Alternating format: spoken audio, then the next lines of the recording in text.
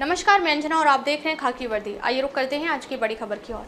भारत सरकार आज सदन में पटेल पर वक्फ बोर्ड संशोधन बिल पेश करेगी, जिसको लेकर मुस्लिम समुदाय दो धड़ों में बढ़ चुका है। जो लोग विरोध की तैयारी में हैं, उनके लिए मुंबई की सड़कों पर भारी बंदोबस्त लगाया गया है, लेकिन जो लोग वक्फ बोर्ड बिल का समर्थन कर रहे हैं वह खुशियां मना रहे हैं। यह नजारा है मुंबई के बोरीवली स्टेशन के बाहर। मुस्लिम समुदाय के लोग वक्फ बोर्ड बिल के समर्थन में मिठाइयां खिलाकर और खीर सुरमा खिलाकर लोगों को बधाई दे रहे हैं। यहाँ के मुसलमानों का कहना है कि हमारे समाज में जो लोग भू माफिया हैं उन्हें बिल आने का डर है, लेकिन हम सब मोदी जी के इस प्रयास से काफी खुश हैं। वहीं इस मौके पर बोरीवली भाजपा के विधायक संजय उपाध्याय ने बताया कि मोदी सरकार ने मुस्लिम समुदाय के फायदे के लिए यह संशोधित बिल लाया है।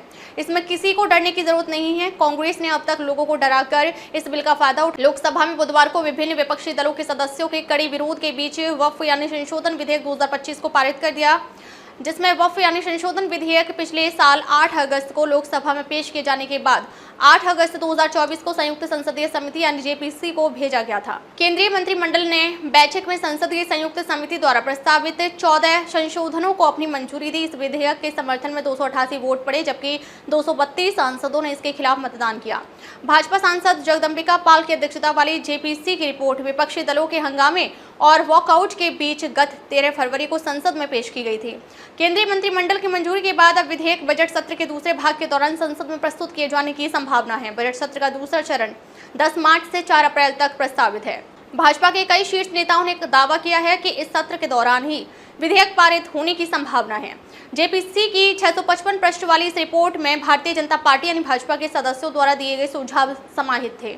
विपक्षी सदस्यों ने इसे असंवैधानिक करार दिया था और आरोप लगाया था कि यह कदम वक्फ बोर्डों को बर्बाद कर देगा। भाजपा सदस्यों ने इस बात पर जोर दिया था कि पिछले साल अगस्त में लोकसभा में पेश किया गया विधेयक वक्फ संपत्तियों के प्रबंधन में आधुनिकता, पारदर्शिता और जवाबदेही लाने का प्रयास करेगा। समिति ने भाजपा सदस्यों द्वारा प्रस्तावित सभी संशोधनों को स्वीकार कर लिया था और विपक्षी सदस्यों के संशोधन को खारिज कर दिया था। वक्फ यानी संशोधन विधेयक 2024 को केंद्रीय अल्पसंख्यक कार्य मंत्री किरेन रिजिजू द्वारा लोकसभा में पेश किए जाने के बाद 8 अगस्त 2024 को संयुक्त संसदीय समिति यानी जेपीसी को भेजा गया था।